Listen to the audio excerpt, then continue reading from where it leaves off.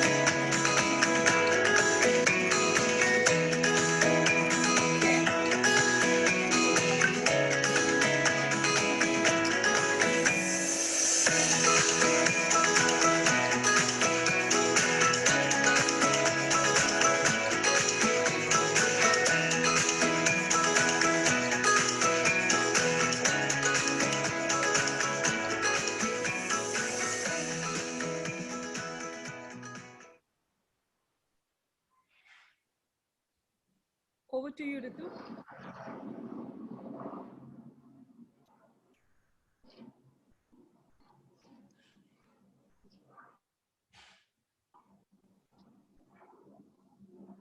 You need to spotlight Ritu. I think. Is Ritu on mute? No. Good evening, everybody. I'm Ritu Kajaria, a Wikiflow member and a part of the Gourmet Vertical this year. I would like to call upon Jyotika to please welcome Anu Kalra. Good evening, everybody. We are very happy to present another event, which is part of our coffee table book launch, which we are hoping to do by December or November end. And these are all events leading to the message we want to convey through our book to all the members. It's going to be a ready reckoner for the millennials, especially. So it's dealing with festivals and the food related to festival, the reason and season behind the festivals. And today we have with us Anu Kalra, who's going to talk to us and actually do a lot of Q&A about fasts and feasts, because we've often seen that every fast is ending in feast. And a lot of us don't know the stories behind the fast. And she's also going to give a little katha on Ganesha, because it's just round the corner. And also a little katha about Durga Puja. All of you go back enlightened. And I'm waiting to listen to you, Anu. Welcome to Wikiflow Bangalore. We are very honored to have you. Ritu, please start. It's a pleasure to have you here, Anu. Welcome to Flow Bangalore. Let me start with a brief introduction to Anu Kalra. Anu started off with a career for over 20 years in content strategy and media. Then her personal journey propelled her to look inwards and delve into self-exploration, mindfulness, and spirituality. She has personal understanding of Indian mythology and psychology. And traditional wisdom she shares in simple and profound ways with practical and logical explanations, which often transform the way people perceive Indian mythology and can see the relevance of it. She conducts guidance workshops on both the corporate levels and individual levels. She is immensely knowledgeable in a wide breadth of disciplines. Her understanding of yoga, of tantra, of positive psychology, energy, mindfulness is fascinating. And the way she effortlessly integrates it all is just beautiful. When she talks about all these aspects, it's honestly just like a jigsaw puzzle falling into place. She conducts guidance workshops, and Anu has been a visiting master at Ananda. And she runs a cafe spirituality group, which is about supporting personal spiritual quest and well-being. Here they conduct talks for the serious seeker. Anu has also authored and written a very comprehensive book on Hindu deities with her personal understanding of the scriptures, and she's taken guidance and sought inspiration from the scriptures to create a set of meditation and guidance cards of Hindu deities, which she's painted herself and written a book of comprehension of the same. And this traditional wisdom, her personal wisdom, she shares with people and helps them in their personal journey, in their personal spiritual journey. Without further delay, let us invite Anu to enchant us with her wisdom on Indian fasts and feasts. Over to you, Anu. Thank you so much, Ritu. So I have realized that I have been given the brief to enchant you all. I don't know how to enchant you. I shall only share what I know, and hopefully some of you shall resonate with it. But before we begin speaking, I would like to begin with a chant. And if you feel like it, you may close your eyes, but if you don't, that's okay too.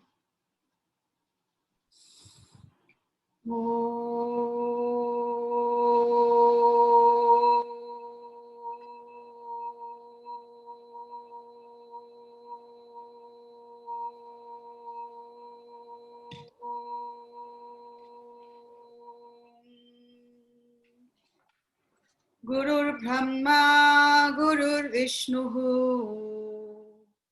Gurur Devo Maheshwaraha, Guru Sakshat Param Brahma, Tasmai Shri Gurave Namaha.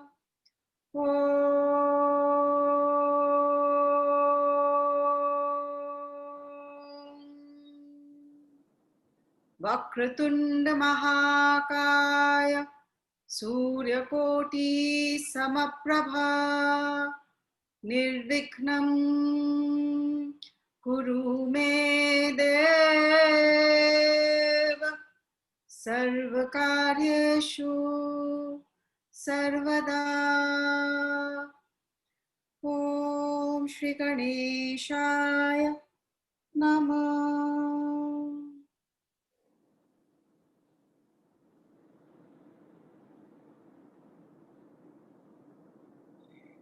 Thank you so much, Anu. This powerful chant and the energy of your voice, it's reverberating through my being, and I'm sure the energy has reached out to all our members present here. Thank you so much and welcome again. Today's topic, fasting and feasting, Anu, is a contrast in itself, where on one side, fasting is all about abstinence, feasting is all about indulgence. Yet we come across them somewhat in sync all the time. And this sync is something that I think all of us would like to understand. You know, why is it that most fasts usually end in lavish, elaborate, and somewhat unhealthy meals? Okay. So isn't that true of all of life?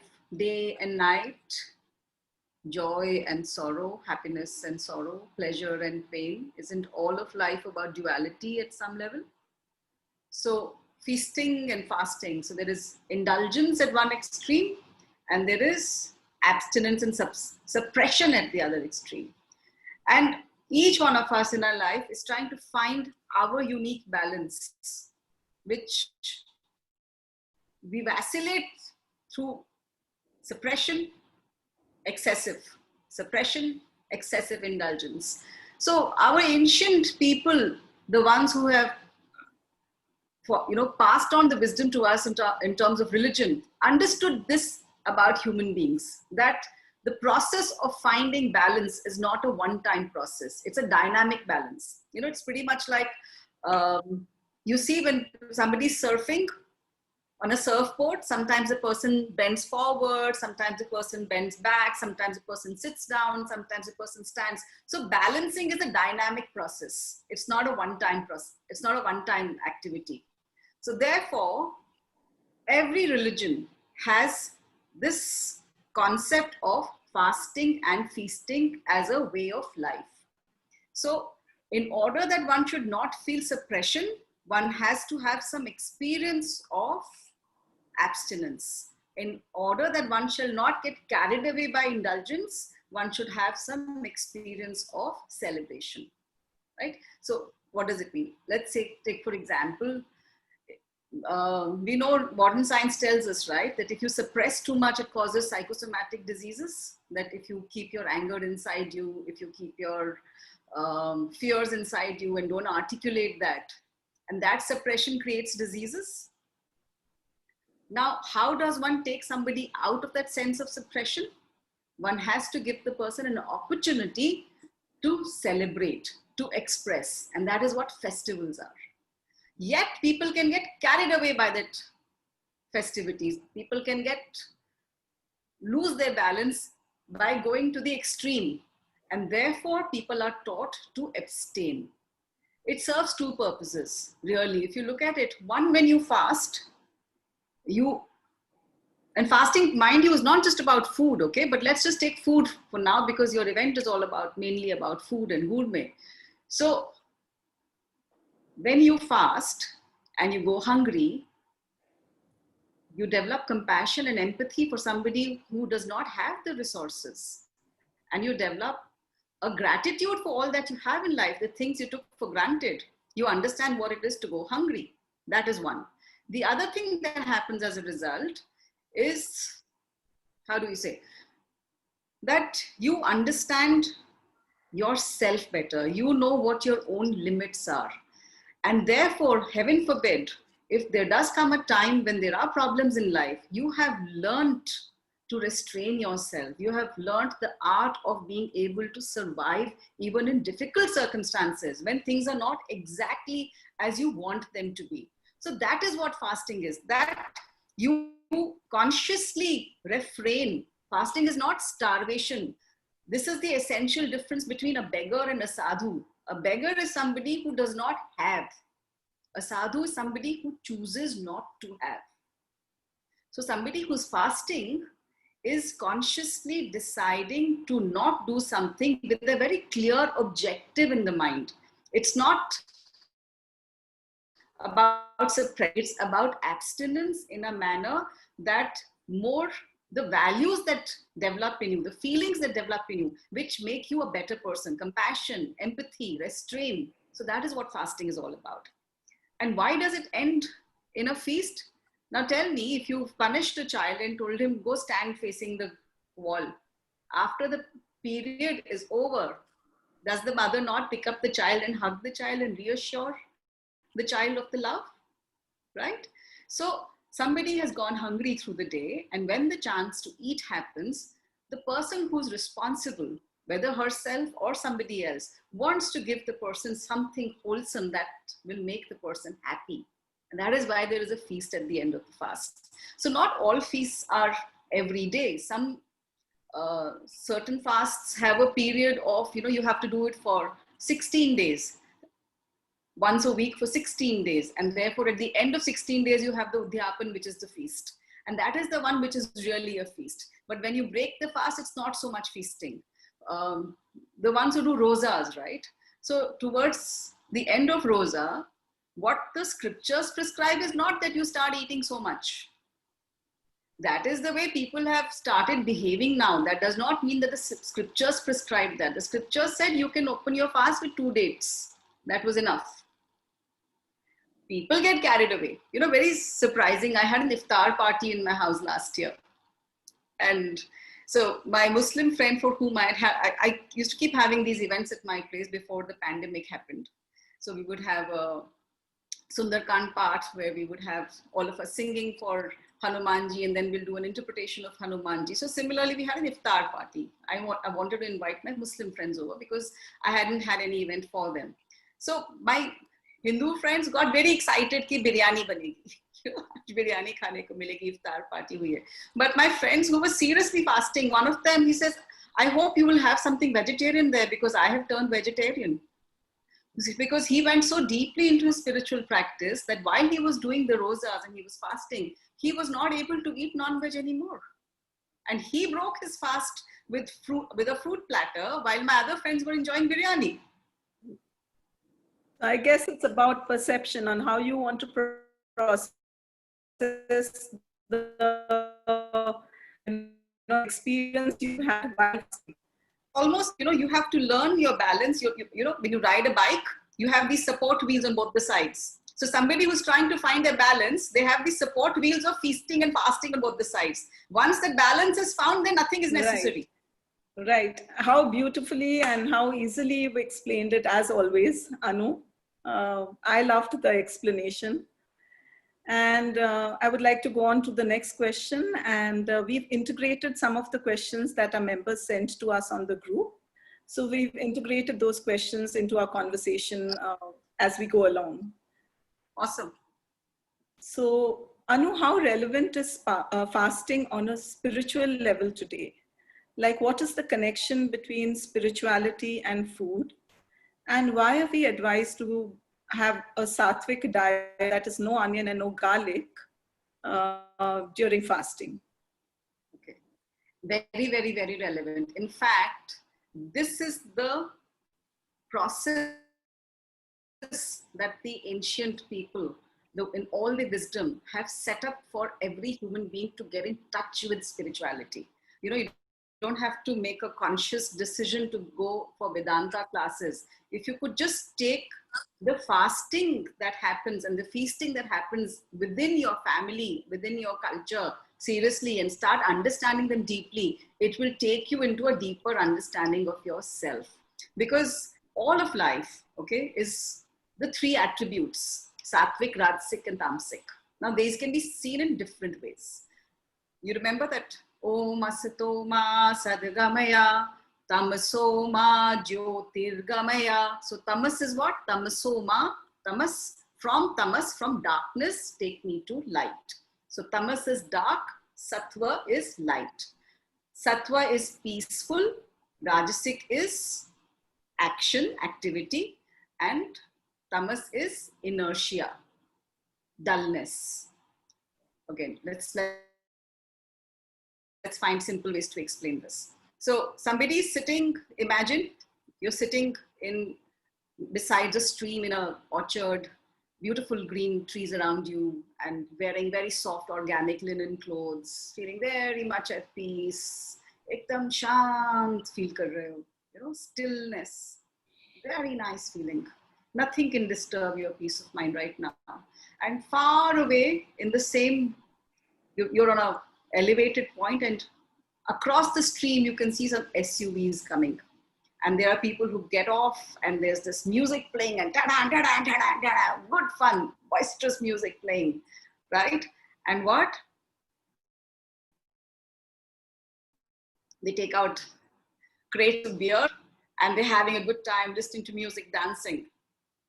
And after a while, when they've all had their drinking, somebody's gone and thrown up somewhere, somebody's lying on the floor with a splitting headache. So that person sitting there on that elevated point in that peaceful state, that is sattva.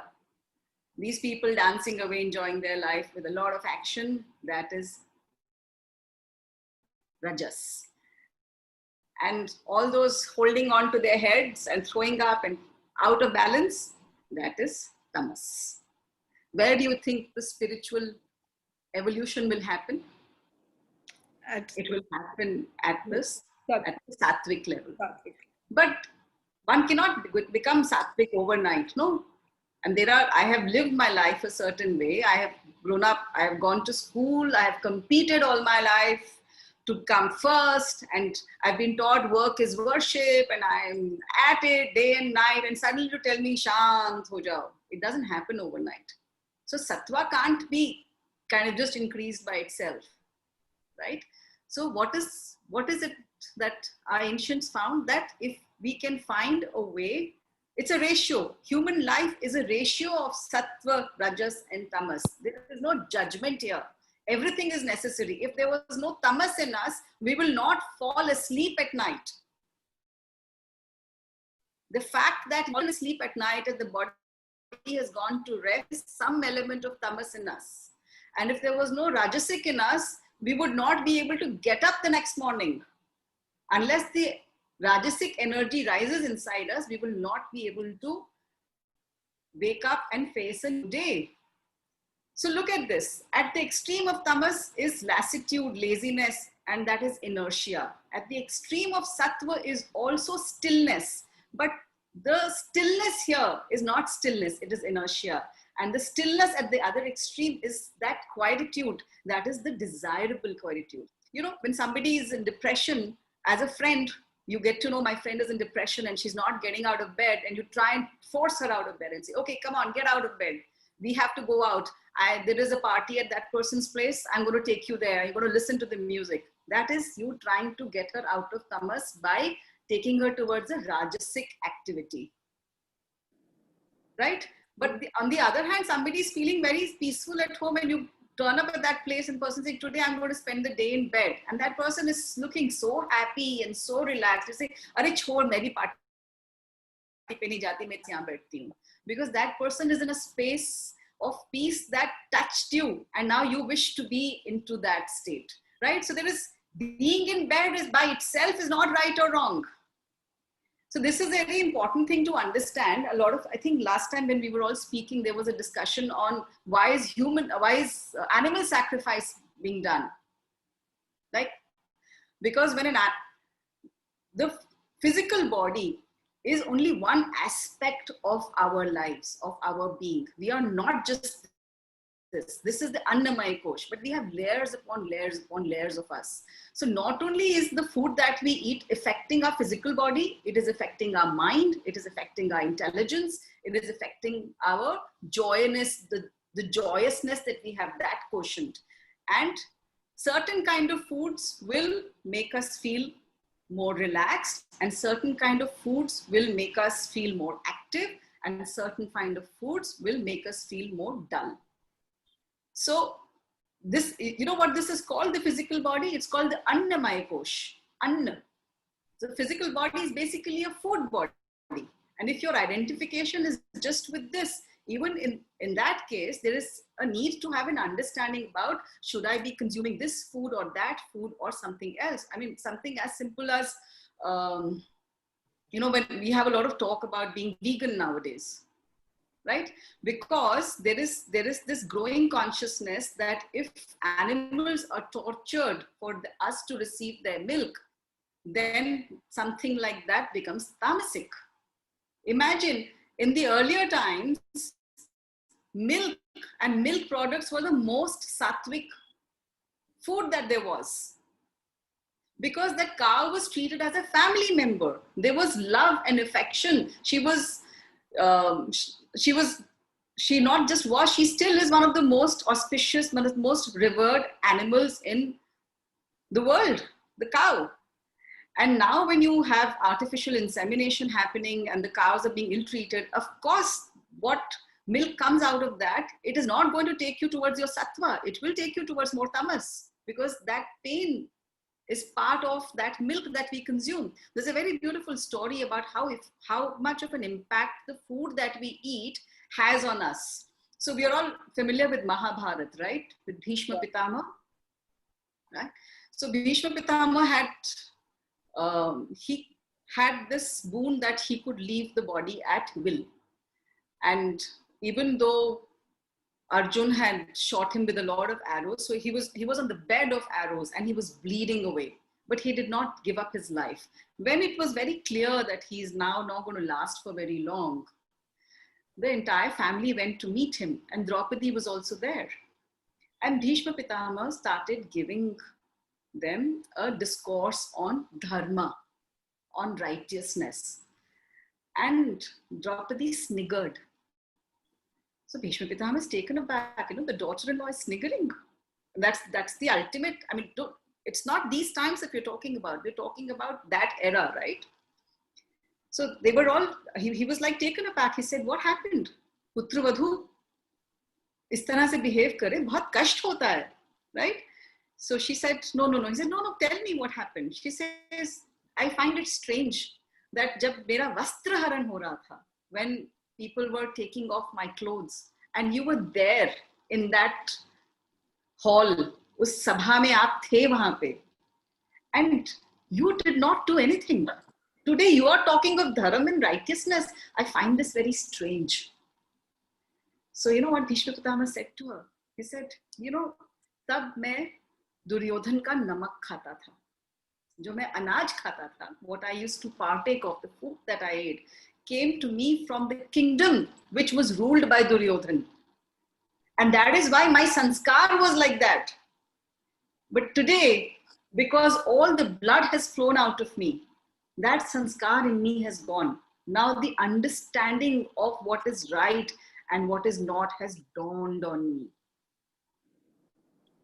Amazing. This is so relevant in the topic today. I mean, it's lovely. But coming back to onion and garlic, specifically, a lot of members have asked. Right, yes. So this, again, there's a beautiful story. You will hear a lot of stories from me. I hope that's all right. That's why we've called it the Katha. Okay, great. So we've just said sattvic, rajasic and tamasic, the guns, the food also contributes to those gunas, right? The food that we eat, that is the kind of feelings that we develop. That is the kind of tendencies, not even feelings, the tendencies that we develop depending on the kind of food we are eating. So the very interesting story in Ramana Ashram once, some Ayurveda practitioner had come and he recommended garlic because somebody there. And so one of the followers of Maharshi Ramana, one of the caretakers in the ashram, was very surprised to hear that it has such awesome qualities, that it can heal. Even now we know, right? If there is a blood pressure issue, you can have garlic. If you have cold and cough, then garlic helps. There are a lot of things in which garlic helps. So this person asked Maharshi Ramana that how come we call garlic tamasic if it has so many healing qualities? To which Maharshi Ramana responded, saying, Manthan had happened. You know the story of the churning of the ocean, right? Where the gods and the demons got together and churned the ocean. And it's a very interesting story, and it has a lot of interpretations and it has a lot of pointers we can take away from it. But I just come to the end of the story when the cauldron of Amrit was brought out. And now that Amrit had to be distributed. When it was to be distributed, Mohini Avatar, Vishnu took his Mohini Avatar and was kind of flirting with the Asuras and keeping them on the side and distributing that nectar to all the Devtas. So there's this one Asur who sat among the Devtas, disguised himself because he got a little suspicious, saying, hey, kuch gadbad hai, ye lagta hai hame degi nahi. She will not give this Amrit to us. So, Surya and Chandranized by he had poured the Amrit into the bowl that person was holding, and he had started drinking it. When they pointed it out, Vishnu in his form came back and released the Sudarshan Chakra and cut off the head. Now that is known as Rahu Ketu. Those who know astrology and know about it, the planets and stuff, those are called Rahu Ketu, two parts. So the Amrit went through the mouth, but because the head was separated, it dropped on the earth. It did not go into the body. And the point, that nectar that dropped on earth became garlic. So it has the ability to heal. It has the ability to prolong life, which is what Amrit does, right? But because it passed through an Asur, it also imbibed the tamasic qualities. Therefore, it is tamasic. So what it does is, garlic does is, that increases the heat in you. You know, Jathar Agni to badhata hai, this heat in the stomach, which is for digestion.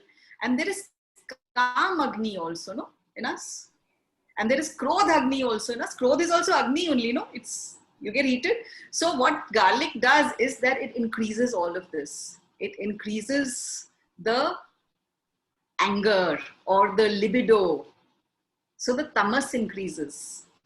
Therefore, the entire process of fasting is to refrain from eating the things which will take you towards more tamas or more rajas, but will take you rather towards the sattvic aspect of yourself. Therefore, the tamasic foods are said not to be had.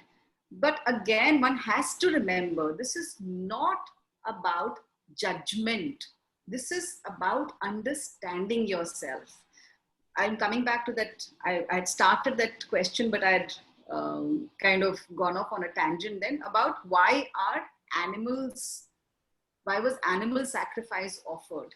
Animal sacrifice was offered by the warrior clans, whose work was to go and fight, whose work was to have enough anger in them to be able to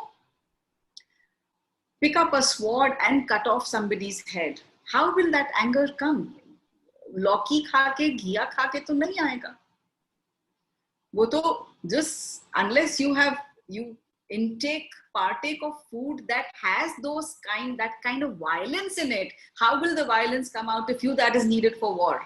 So what happens whenever we make an offering to the divine, it is distributed as prasad to everybody. So when a goat is sacrificed, everybody gets to eat mutton, and that mutton will bring them not just the physical, the protein is not just going to build up your physical capacities and your muscle building, but it will also bring that violence that is required in you to be able to do the task that you have set out for, which is go and fight a war. Fantastic. I can give you so many more examples about it. Yes. Yes, I can imagine. I mean, it's really intriguing to hear all this. You know, a lot of things start making so much sense. So, Anu, yeah, you have been fasting since time immemorial.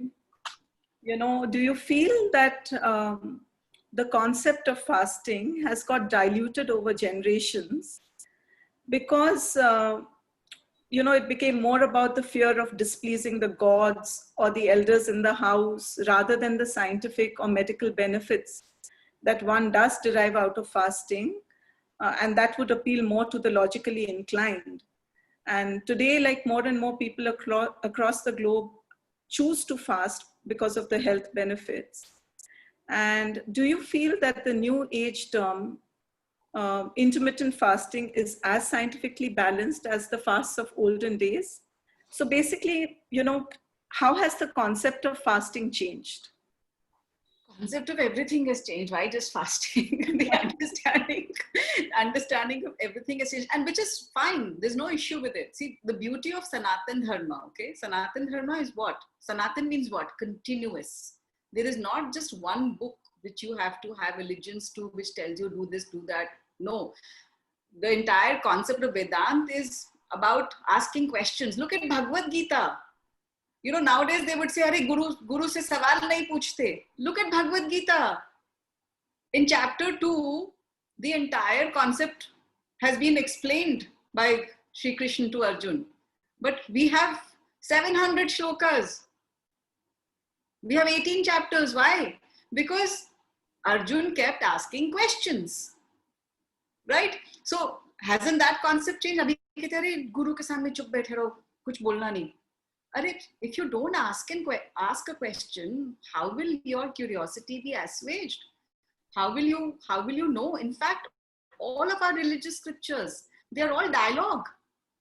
Look at Bhagavad Gita as dialogue. Look at Yoga Vashisht, that is a dialogue. Even our Durga Saptashati, which all women go through at the time during Navratras, that's a dialogue. So one person asks questions, another person answers, right? So concepts have changed in everything. What is now happening is that for a while, instead of sharing the teachings along with sharing the actions, there was an imposition of this has to be done. And while one can argue with that is not right, some benefit would still have happened because of that. It's like, you know, when a mother is telling a child to brush his teeth every night, the child doesn't know what benefit comes out of it. The child doesn't know. And a mother may or may not be able to explain. But the point is, if a child did brush his teeth every night before going to bed, the child as an individual, when the person grows up into adult, will have better oral health, no? So it's to say that all rituals are wrong is not a right approach. But human beings are not just about a particular attitude. All of us, we have, our personality is full of various kind of aspects. If I have to look at just the spiritual process and just say yoga, somebody is into bhakti yoga, somebody is into Gyan Yoga, somebody is into Karma Yoga, somebody is into Hatha Yoga, right? So if we look at the Bhakti Yoga and the devotion that you feel, the connection that you feel for your deity, and therefore that joy and that love makes you fast for that deity, because it's the carrot and stick approach. Basically, how do we make children perform? ये नहीं करोगे तो ये होगा, fail हो जाओगे, पढ़ाई नहीं करोगे तो फेल हो जाओगे. That is the stick approach. या पढ़ाई करोगे तो मैं मॉरिशस हॉलिडे पे लेके जाऊंगी, carrot approach, right? So that is what they adopted. If you fast, this is the benefit you will have. If you don't fast, this is the nuksan you will have. But the ones who have the intelligence to be able to understand and decode, if they ask the questions, the answers can be found. And the answer, I mean, the intermittent fasting, right? In fact, many years back, I remember even before intermittent fasting became a fad, there was this particular research that had showed that instead of being on a diet all the time, if you fast for just 2 days in a week, that is more effective for weight loss. Weight loss is something I have actually been having my waltz with for many years. So I have read a lot about the subject. In fact, a friend of mine, a sadhu friend of mine, when he saw this post that I'm going to be speaking in fasting, he started laughing. He said, "I'm no fasting pe baat karegi." You know, so what happens? There is this Ekadashi fast that we have, right? And you start on the day of the Ekadashi, whole day you fast, but you start a day in advance. So the night before, you should not be eating, and you break the fast the next day. So minimum 36 hours is that fasting happens, right? Now medical science is telling us that autophagy happens. And what does autophagy do? That the healthy cells will devour the unhealthy cells in the body, and therefore the body becomes healthier, right? Now, you think the ancients would have known something about it when they said Ekadashi ke fast se umr lambi hoti hai? Of course, they would have known, but they didn't know how to explain it to others, probably. Maybe they knew how to explain. Maybe we have lost that. And maybe there are still people who can explain. How did I find out?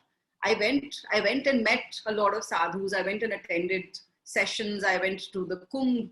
I went and asked. I mean, I have friends who are Aghori sadhus, Vedantins, Tantrics, Kabbalah practitioners. I have gone all over asking these questions. When you care about something, you go and ask about it. You will find the answers. Today, everything is available to us on Google. There was a time when it was not. And at that point, if we cared about something, we made the effort. No, we went and we researched on it. So those options are still available.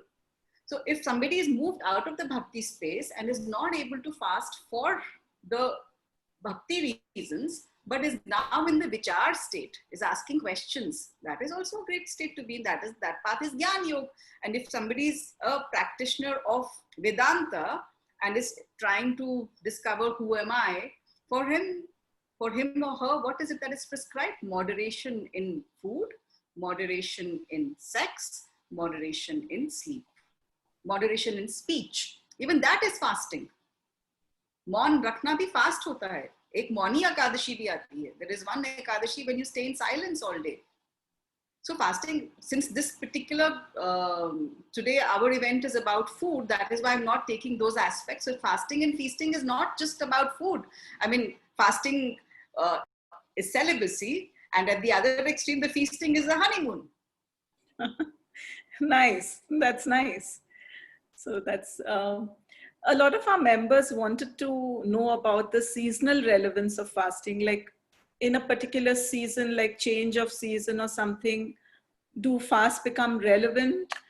Or is there a lunar calendar connection, like the Ekadashi fast on the 11th day of the rising and descending moon, the Ekadashi fasts happen, sorry, the Amavasya fasts happen. Yeah, so can you explain the science our with a few references to the Navratri, Durga Puja, And of course, the Karwa Chauth fast, where even water is not permitted. Karwa Chauth fast is a big mystery to all of us. Yeah. So it's as follows. There is not just about season, it's also about the space. It's also about where one is living. It's sthan, kal, patra. So not just with fasting, even with festivities, every area, every culture has a certain dish that is prepared. And Navratri happen, the ones that we all know about. There are actually 4 times they happen because there are 4 sandhyas. Sandhya is the meeting period of, so when the changeover happens, so winter to summer, summer to winter. And that is when the acclimatization of the body has to happen to the new weather. And therefore, the body has to go through a detox and start eating the foods that will be supportive of the season that lies ahead. We stop eating ice cream, no, in winters. If our children are little and they say,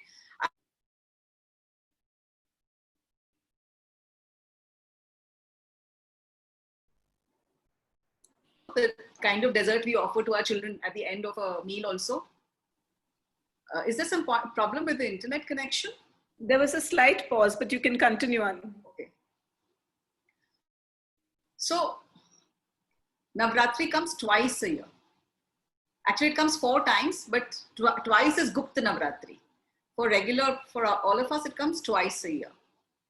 There was a question somebody had asked. You had forwarded that question about women fasting all the time. Yes, so that we can probably mingle both. I could address that while I address this question as well. So if you want to read that question out, yes, I think I'll do that.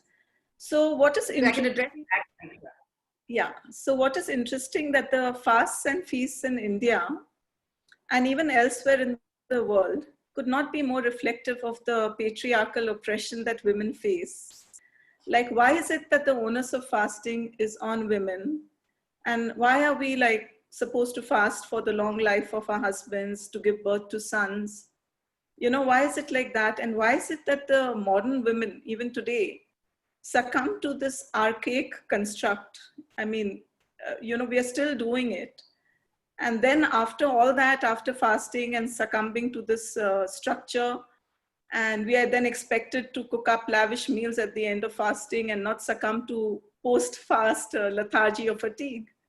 So, this is a question that a lot of women on the group have asked, and I myself want to know this. I hear you, sisters, I hear you. In fact, my own journey of getting deeper into the subject started exactly with this. I was sitting with an Aghori Baba and I was complaining about it. कि बाबा सारे व्रत हम औरतें क्यों रखती हैं आदमियों के लिए? ऐसा क्या उन्होंने कर लिया है? And he was like, हाँ रखती हैं, पर ऐसा नहीं था. It was not meant to be like this. He said, जो नवरात्रे होते हैं, those are actually for men to fast for women. Navratris were not about women fasting, but it was about men fasting and celebrating the women in their lives. So Pehla Navratra, the first Navratra was for the Dharti Ma. Because if you manifested on this earth plane, then you owe gratitude to this Mother Earth. The fact that you have manifested here, you have to pay your respect and reverence to her. And therefore, the first Navratra is for Dharti Ma. The second Navratra is for the Dhai Ma. Dhai Ma, you know who? The one who does the delivery. Yeah.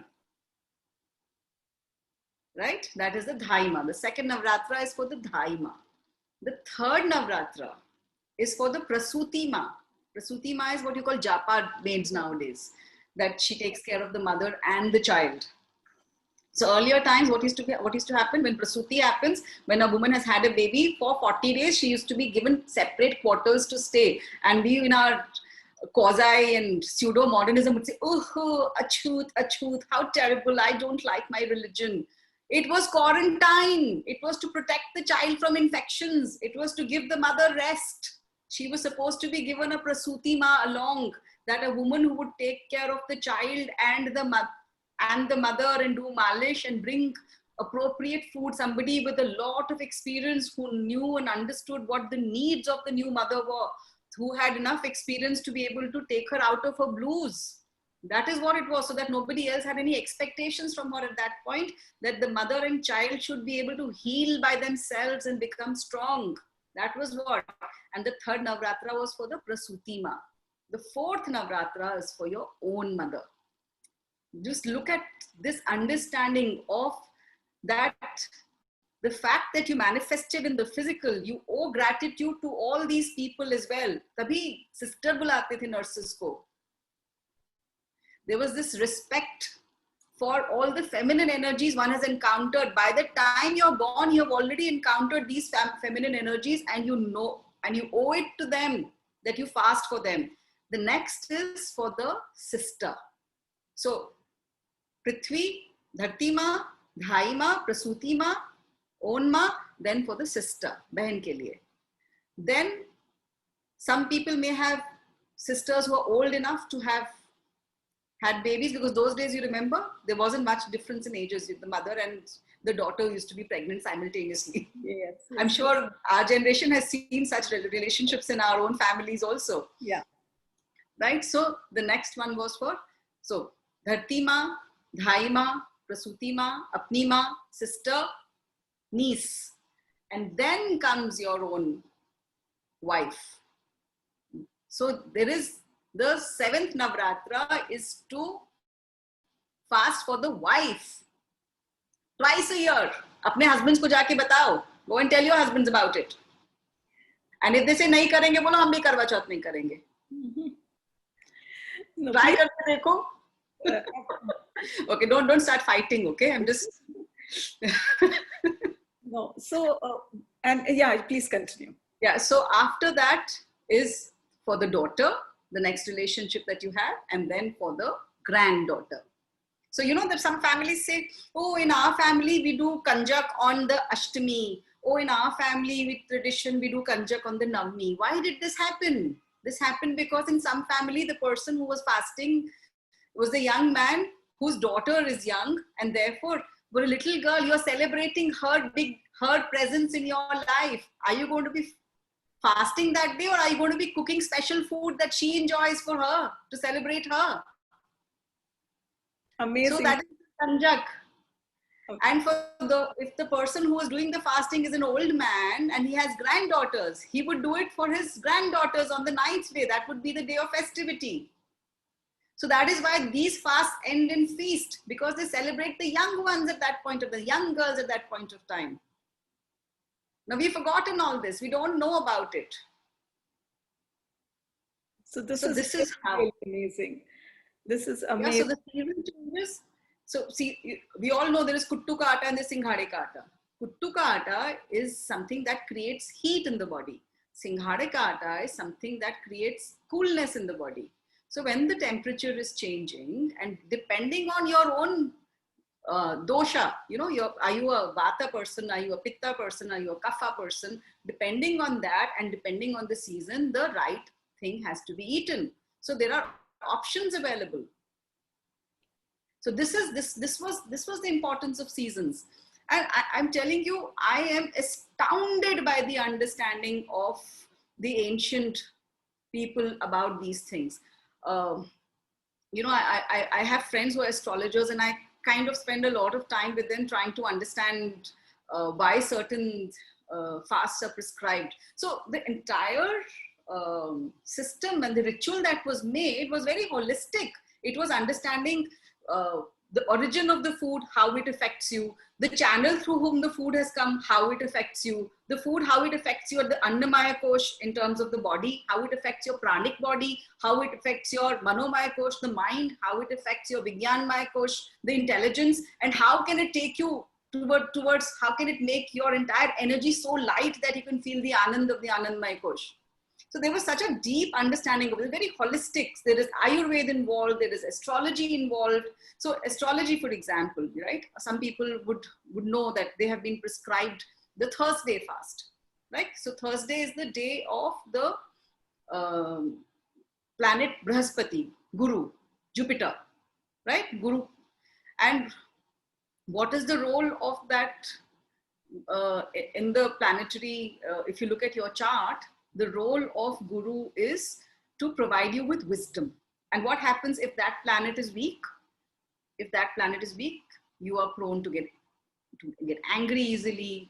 Basically, you don't develop the vivek easily that you need. What happens to somebody who gets angered easily?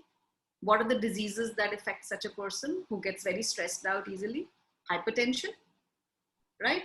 So what is the first thing doctors tell you if you have hypertension? Reduce your salt and Reduce your salt. And what is the Thursday fast? No salt day. amazing. Salt day. And when you actually fast for one day in a week, when you don't eat salt all day, the rest of the week you're not able to eat excessive salt. You gradually reduce your salt intake. So this is how fasting helps, that by doing it in a systematic manner, the ability to abstain and gets enhanced in you. This is just at the food body level.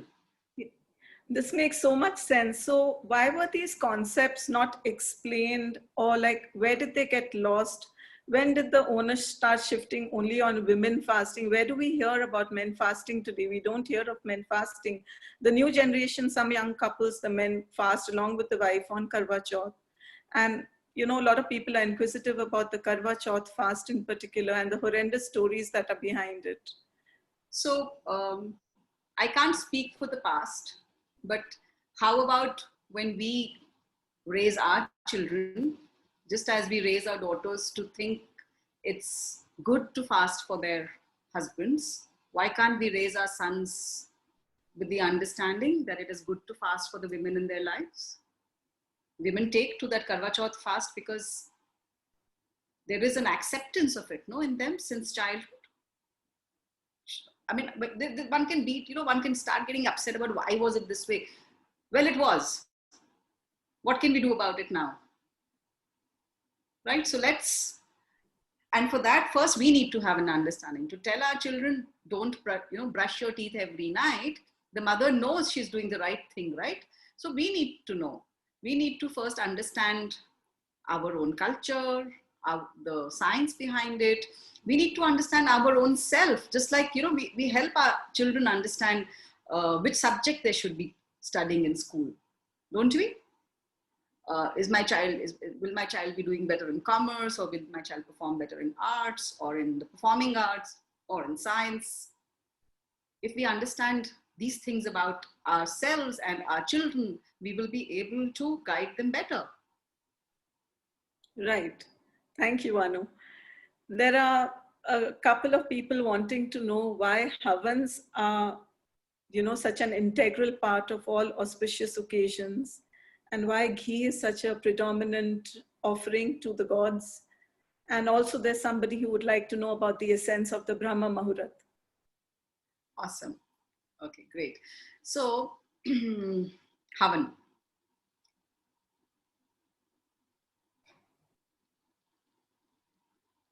The entire premise of Havan rests on a belief in the existence of deities, the existence of energies, gods. We cannot see. One has to accept that. Otherwise, there's no point. Anybody who's doing a Havan and is doing a mantra jap for someone, first has to believe that, right? There is somebody, that this force exists. If you're doing offering a prarthana to Ma Lakshmi, that Ma Lakshmi is a fact that she exists. Otherwise, there is no point, right? Any puja, any Havan, there's no point. So that is the first premise. So if they exist, how do they exist? Because we don't see them in this form. We don't see them in the physical form the way I can see my brother, my son, my household help, the trees outside. Right? But yet there is an imagery we have of Ma Lakshmi, And there is a belief that I have that she is there and she can bless me. And if I pray to her, if I do a havan for her, there is something that I can receive, right? So that is given. If we start with discussing a havan and somebody wants to understand, that is a given, that you have this belief. If somebody says, I don't believe they exist, then havan ki baat karna koi fayda nahi hai, then there's no point. If you don't believe in it, then it's end of subject. But if you believe in it, then you believe that when I chant the mantra and when I invoke a particular God with that mantra, I'm inviting that God over. And in that invocation, when the God has come, the divine form has appeared and has graced my home with his or her presence. Even if anybody comes home, the first thing we do is offer them water, right? We offer them something to eat. So when we have invited the gods, will we not nourish them? We can't possibly nourish them with making thepla for them, because physical body nahi hai to khayega kaun, right? But in a havan, what we offer are fragrant, the samhita that we add to it is fragrant, because these energies who are the deities, they feed through the sense of smell. So that is why we offer fragrant offerings into that havan. And there is actually a science behind that. If you want this particular goddess, what offering to be made. If you inviting this particular deity, what offering to be made. There's a complete science behind it. And of course, there's been a video that's been doing the rounds of late, that the aam ki lakdi, the mango wood that is used in the havan, with the combination of the samhita, actually clears the environment of all microbes. This has been scientifically proven. So this is at the physical level. At the etheric level, what happens is that the particular deity who has been invited, that deity is welcomed and that deity is nourished through these offerings. And when that deity is nourished, whatever aspect that deity is responsible for, that deity shall give a blessing about it and go. It's like, if your friend is in an event management company and the friend is a good friend of yours, and the event that they handle is IPL, you will get IPL passes. But if the event that person is handling is an art exhibition, you will get passes to that art exhibition. So every deity has different responsibilities. That is the entire process of deities, that different responsibilities are allocated. And when you do the jap or the anushthan or the havan for that particular deity, you strengthen that deity, and the deity in turn gives you those things and goes. So havan is food for the gods. Right. So the offerings that we make, they are food for the gods. And ghee, look at the beauty of ghee. Where does ghee come out of? Comes out of milk. When you look at milk, that liquid thing, which can get spoiled in a day, can you imagine there is something in this which can come out, which can be kept for such a long time and it will not go bad. And it's now called a superfood. Our ancients recognized that. It is the ultimate that we can offer, the ghee, because from the milk, the cream is removed, from the cream, the butter is removed. The butter also, it can last longer than the milk, but unless you clarify it, what you receive, all residual is removed. It's in the purest form. It's the most pure thing that you can offer. And there's something purer than that you can offer, which makes all the difference. It is your bhav. If the bhav is right, even if you make a mistake, the deities are very, very, very gentle. They are evolved beings, right? The mantra, the pronunciation of the mantra is so important. We don't know that. We think, I don't know the meaning, so I will not chant. Even if you don't know the meaning, if you chant it, it will have an effect on you.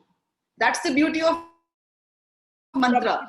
Vibrations and. Yeah. So, yoga, you have to do asana yourself. You have to do pranayam yourself. But mantra, even if you're listening to a mantra, it's having an effect on you, because the vibrations, they are affecting your pranic body. They are affecting your chakras. They are affecting, they're removing the congestion and the obstacles, revolution at that subtle level, not just at the gross level. Right. But it is very important to remember that I just saw questions somebody was saying about Gayatri Mantra. Why are women told why are women not allowed to chant it? that Gayatri Mantra? It's not that women are not allowed to chant. Please understand this. Women are themselves the incarnation and the manifestation of the divine goddess. They do not need to chant because they are all the divine goddess themselves. But if you feel you want to chant for her, it's absolutely all right. It was just said that it wasn't said don't do it, they're not allowed. It was said it is not necessary. Got it. So this is pronunciation is very important because there is especially, see, Gayatri Mantra, for example, there is no fixed time for it. It can be chanted at any time because mothers can be woken up at any time. Right. You don't have to be awkward about waking up your mother. You have to think about calling up somebody else. Oh, is that person going to be busy? Is that person going to be sleeping? Let me not call. But you don't have to do that worry for your mother. But other mantras, there are rules and regulations, and it is good to understand them and follow them. Especially, for example, the Mahamrityunjaya Jap, right? Because what happens is if it is not chanted correctly, it can have a different effect. I'll just chant it for you and then explain it to you in a second. Om Trambakay Yajamahe Sugandhim Pushtivardhanam Urvarukmiva Bandhanan Mrityor Mukshiya Mamrita At. This is how it is chanted properly. If you notice Mukshiya, there's a pause, Mamrita At. If you don't take that pause, you end up saying Yam Mamritat. If you say it together, which is inviting Yam. There's nothing wrong. Yam is another beautiful deity. I mean, if it wasn't for physical death, life as we know it would not exist. There's no need to fear death or fear Yam. But if you wish to invite somebody else and you end up calling up somebody else. So be careful about that chanting that you do. And end of the day, the greatest protection for everybody is the bhav. Because my name is Anu, right? If somebody found it difficult somebody in some other country with some other dialect found it difficult to pronounce and addressed me as Annay, but she calls out to me with great love, will I be annoyed? Not at all. You've summed it up so beautifully, Anu. We would be more than happy to just keep on hearing and receiving your wisdom. But unfortunately, we are running out of time. Oh, it's 5 already. It has been an absolutely enlightening session that you've opened so many perspectives for us to take back home and process.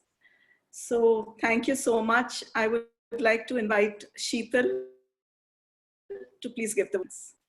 I just remembered I didn't tell you about the Brahma Muhurat. Anyway, some people can connect with me. If you could tell us about the Brahma Muhurat in a short, way. So is that possible? Absolutely. Please go ahead, Anu. Sure. So basically, Brahma Muhurat is the early morning time. Like there is Sandhya, there is a changeover that happens, right? The early morning time is the positive forces are at their peak. So if you do any sadhana, then whether it's meditation or any other, will have an amazing effect because it is happening at that time. It's like the more fertile the soil is, the sooner the germination and the growth of the tree will happen, right? So that is supposed to be the best time.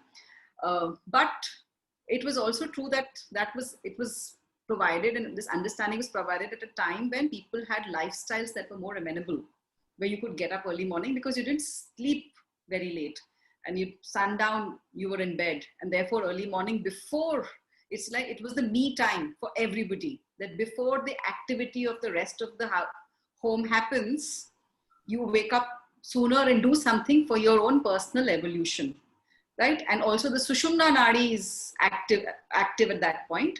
So both Surya and the Chandra Nadi are actually in balance. That was the understanding. But if somebody is sleeping very late and then gets up at 3:34 in the morning saying Brahma Muhurat, this is the best time, and you're tired and exhausted the rest of the day, there is no point.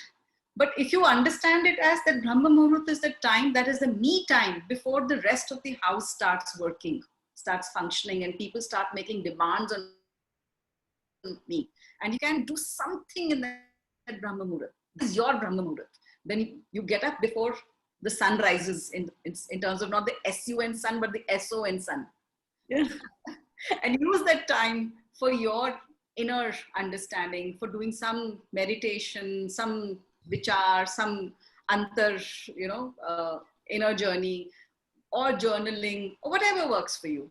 It would have, just imagine how much better life would become. So Brahma Muhurat is very good time, is very good, but one will probably have to interpret it a tad differently. Otherwise, the other period the ancients have recommended is the Sandhya time in the evening, because that time again for any of these anushthanas and meditation is very good, because that is when the changeover is happening to the negative.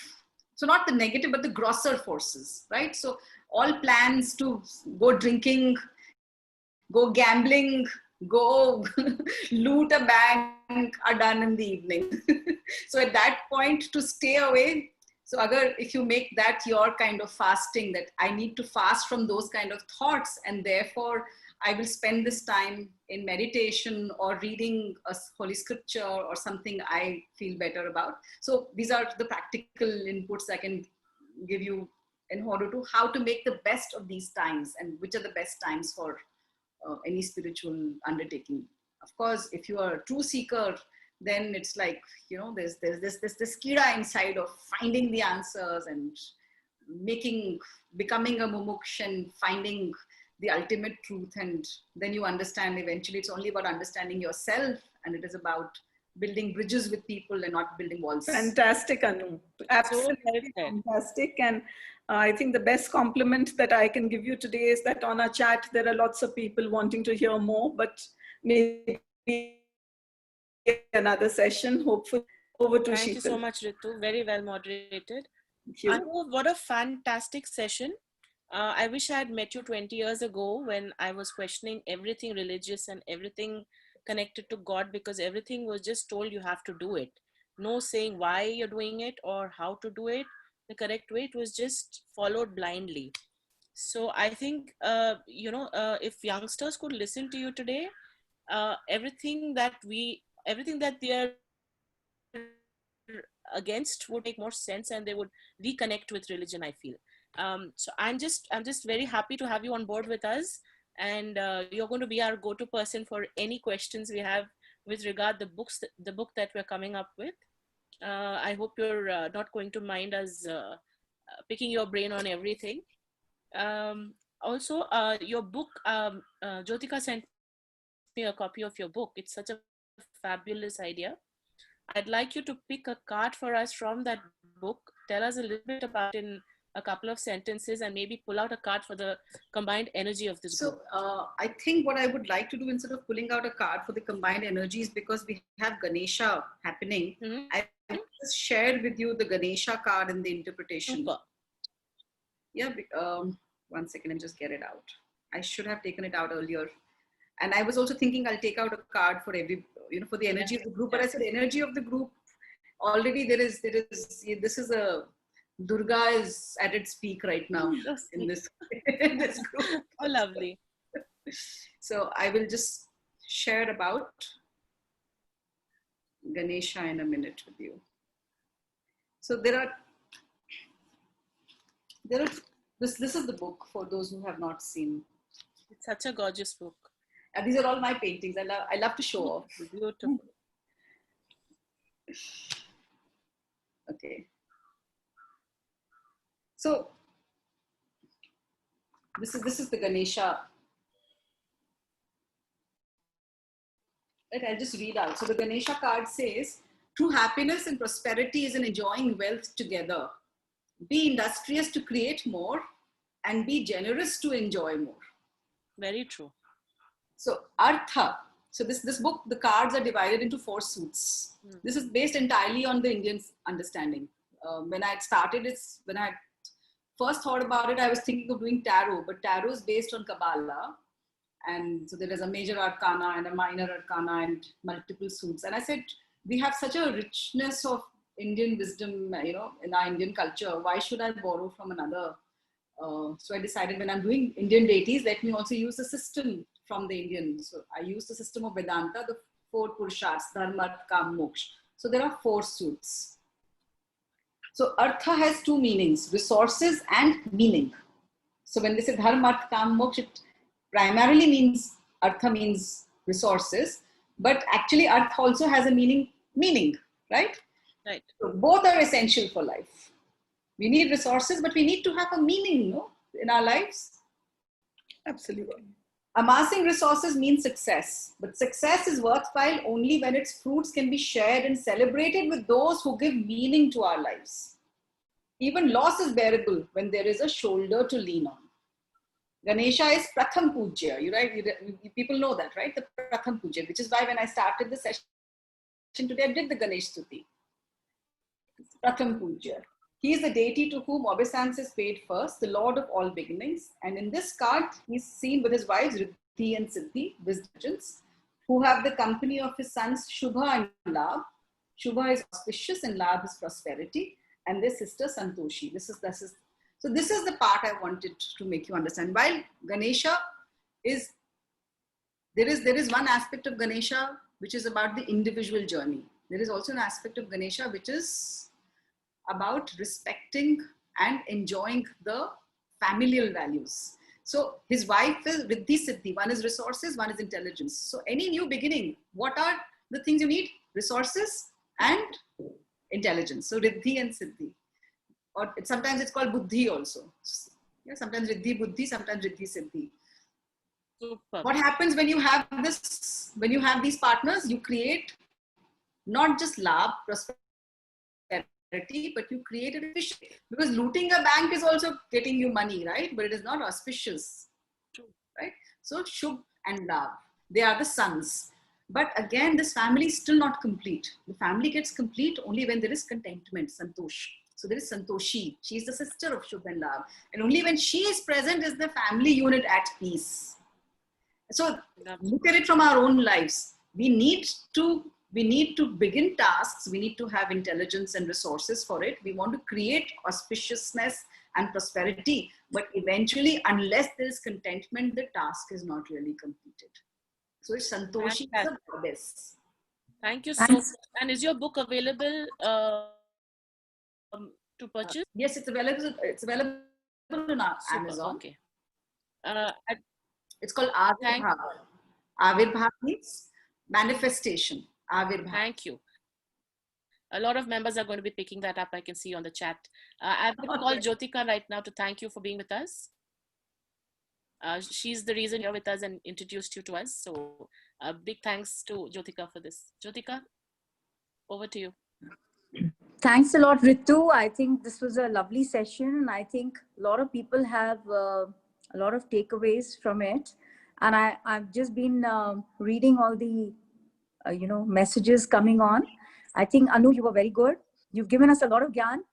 And gyan in a very simple, mundane way, which we can understand, because all of us still have to get into this kind of a journey. So thanks a lot for being here. Thanks a lot, Sheetal. Thanks a lot, Ritu. Thanks a lot, Mitali. You're already on the journey. You're already on the journey. Look at your Ficky Flow slug line. It is what? Many names, one beat. Which is what Vedanta is. Which is what there is only one divine with various forms. And thanks. See, you're already on that journey. Thanks a lot, Mitali. Thanks a lot, Nehal. Thanks a lot, everybody. See you for the next event. Thank you. Thanks, Anu. Thank you.